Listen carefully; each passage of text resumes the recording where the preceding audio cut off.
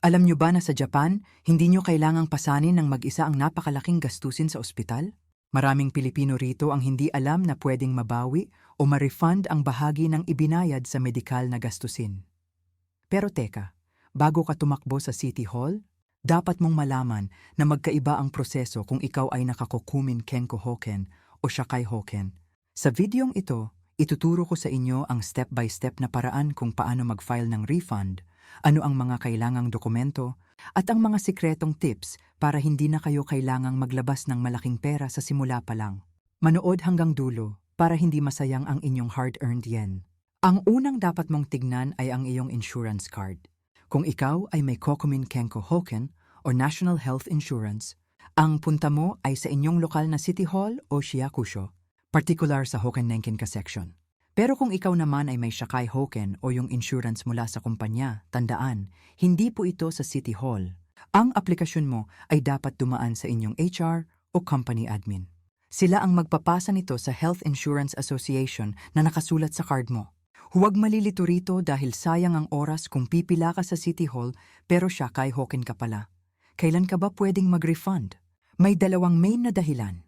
Una ay ang High Medical Cost Benefit o tinatawag na Kogaku Ryoyohi. Halimbawa, kung ang bill mo ay umabot ng 200,000 yen, pero ang limit o ceiling amount mo base sa sahod ay 80,000 yen, lang ang sobrang 120,000 yen ay ibabalik sa iyo. Karaniwang nagpapadala ng sulat ang gobyerno pagkalipas ng 2 hanggang 3 buwan kung pasok ka rito. Pangalawa ay ang Medical Expense Reimbursement o Ryoyohi. Ito ay para sa mga pagkakataon na nagbayad ka ng 100% na cash. Halimbawa, nakalimutan mo ang insurance card mo o kaya ay bumili ka ng espesyal na medical equipment gaya ng corset o insoles na inutos ng doktor. Pwede mo ring i-claim ang emergency treatment kung nagkasakit ka habang nagbabakasyon sa labas ng Japan.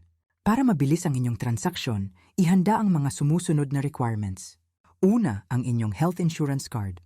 Pangalawa, at pinakaimportante, ang original receipts o ryoshusho. Huwag na huwag itong itatapon dahil hindi tatanggapin ang photocopy lang. Pangatlo, dalhin ang inyong bank passbook o yucho para doon i-transfer ang pera. Pangapat, ang inyong My Number card o Juminyo na may My Number. At kahit pirma na ang uso ngayon, mas mabuting dalhin pa rin ang inyong hangko o personal seal. Kung medical equipment naman ang ni-refund, kailangan ng medical certificate mula sa inyong doktor. Kapag nasa counter ka na ng City Hall, sabihin lamang ito, Kogaku Ryoyohi no Shinsei o Shitaides. Ibig sabihin, gusto mong mag-apply para sa high medical cost refund.